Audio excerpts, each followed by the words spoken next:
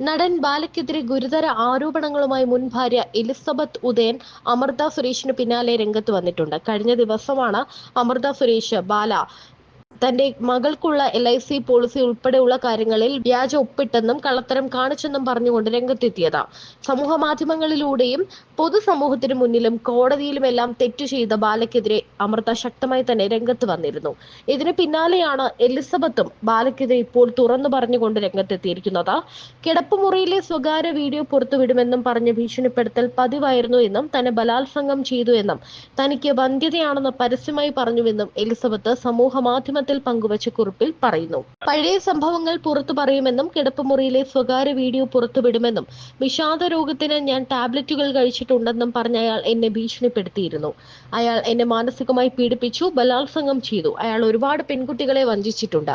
നിസ്സഹായതയും പേടിയും മൂലം എന്റെ കൈകൾ വിറയ്ക്കുന്നു. എനിക്ക് വന്ധ്യതയുണ്ടെന്ന് അയാൾ പരസ്യമായി വിളിച്ചു പറഞ്ഞു. ഞാൻ അയാൾക്ക് മരുന്ന് മാറിക്കൊടുത്തുവെന്ന് പറയുന്നു.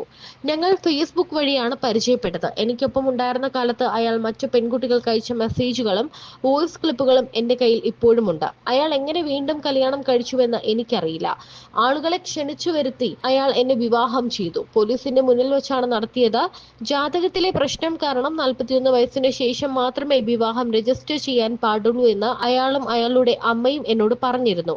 എന്നെയും എന്റെ കുടുംബത്തെയും അയാൾ മാനസികമായും ശാരീരികമായും പീഡിപ്പിക്കുകയാണ്. പഴയ അനുഭവങ്ങൾ ഉള്ളതുകൊണ്ട് അയാളെയും അയാളുടെ ഗുണ്ടകളെയും എനിക്ക് പേടിയാണ്. ഇനി ഇത് തുടർന്നാൽ അയാൾക്കെതിരെ ഞാൻ കേസ് കൊടുക്കുമെന്ന് എലിസബത്ത് കുറിച്ചു. കസ്തൂരി എന്ന പേരിൽ ബാലയുടെയും ഭാര്യ കോകിലയുടെയും അഭിമുഖത്തിന് താഴെ വന്ന കമന്റിന്റെ സ്ക്രീൻഷോട്ട് ചേർത്ത് അതിനു മറുപടിയായിട്ടാണ് എലിസബത്ത് കുറിപ്പ് പങ്കുവച്ചത്. ആ കമന്റ് ഇങ്ങനെയാണ്: ഞാൻ കഥകൾ മെനയുകയല്ല, മെഡിക്കൽ രംഗത്ത് അറിവുള്ളവരോട് ചോദിക്കൂ. എലിസബത്ത് തന്റെ രോഗിയെ ലൈംഗികമായി വശീകരിക്കുകയായിരുന്നു. അവൾ ചെയ്തത് തീർത്തും തെറ്റാണ്. ബാല പരാതിപ്പെട്ടാൽ അവളുടെ മെഡിക്കൽ ലൈസൻസ് വരെ റദ്ദാക്കാം. രോഗികൾ ദുർബലരായ ആളുകളാണ്. അവരെ സാമ്പത്തികമായോ ലൈംഗികമായോ മുതലെടുക്കുന്നത് ശരിയല്ല. ഒരു രോഗി ആഗ്രഹിച്ചാൽ പോലും ഡോക്ടർ രോഗിയെ ഒരു ബന്ധത്തിലേക്ക് വശീകരിക്കുന്നത് മെഡിക്കൽ എത്തിക്സിൽ ലൈംഗിക ദുരുപയോഗമാണ്. രോഗി ആവശ്യപ്പെട്ടാൽ പോലും ഡോക്ടർ അതിന് വഴങ്ങരുത്. ഇരുവരും പ്രായപൂർത്തിയായതിനാൽ പ്രായവ്യത്യാസമുണ്ടെന്നതിന്റെ പേരിൽ ഒരു വിവാഹത്തിൽ വിവേചനം കാണിക്കാൻ പാടില്ല. വ്യത്യസ്ത ജാതിയിലോ മതത്തിലോ ഉള്ള ഒരാളെ വിവാഹം കഴിക്കുന്നതിനെതിരെ വിവേചനം കാണിക്കുന്നത് പോലെ തന്നെയാണത്. പ്രായമോ ജാതിയോ അടിസ്ഥാനമാക്കി നിങ്ങൾക്ക് ഒരാളോട് വിവേചനം കാണിക്കാൻ അവകാശമില്ല. നിങ്ങളൊക്കെ ഒരുപാട് പഠിക്കേണ്ടതുണ്ട്. ഈ മെസ്സേജിന് പിന്നാലെയാണ് എലിസബത്ത് തുറന്നു പറഞ്ഞുകൊണ്ട് പോസ്റ്റ് ഇട്ടത്.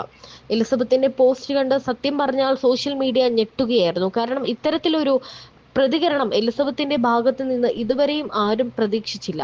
അതേസമയം എലിസബത്തിനും അമൃതയ്ക്കും ഇപ്പോൾ വലിയ പിന്തുണയാണ് ഈ വിഷയത്തിൽ കിട്ടുന്നത്.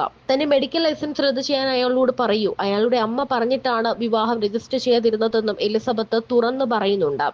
എന്തൊക്കെയാണ് സത്യം എന്ന് ഇനി വേണം അറിയാൻ. അമൃതയുമായി എലിസബത്തിന് കോണ്ടാക്ട് ഉണ്ടെന്ന് ഇതിനു മുൻപ് തന്നെ അമൃത പറഞ്ഞിട്ടുണ്ട്. അവർ തമ്മിലുള്ള സംസാരത്തിലൂടെ ഇതിന് എന്തെങ്കിലും ഒരു കാര്യം ഉണ്ടാകുമെന്നും പറയുന്നുണ്ട്.